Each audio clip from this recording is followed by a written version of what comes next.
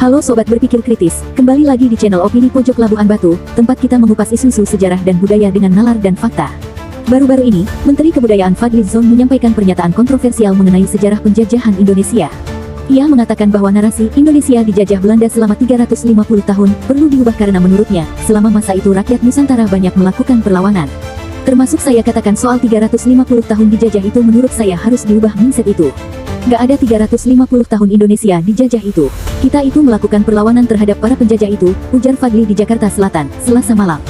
Secara historis, benar bahwa tidak seluruh wilayah Nusantara dikuasai Belanda secara bersamaan.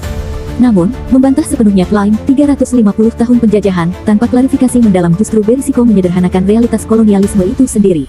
Perlu diingat, penjajahan bukan berarti semua daerah tunduk total tanpa perlawanan. Justru, perlawanan adalah bagian dari dinamika penjajahan. Apakah karena ada perlawanan, lalu penjajahan itu tidak terjadi? Contohnya, Aceh memang berperang melawan Belanda hingga awal abad ke-20, namun itu tidak berarti Belanda tidak menjajah Sumatera secara umum.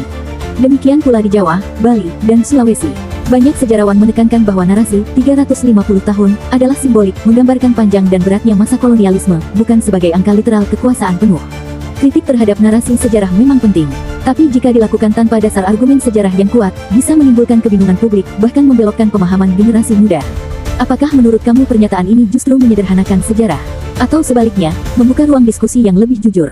Tulis opinimu di kolom komentar. Jangan lupa like, subscribe, dan nyalakan lonceng untuk konten berpikir kritis lainnya. Sampai jumpa di episode berikutnya. Jaga logika, jaga nalar, dan tetap merdeka dalam berpikir.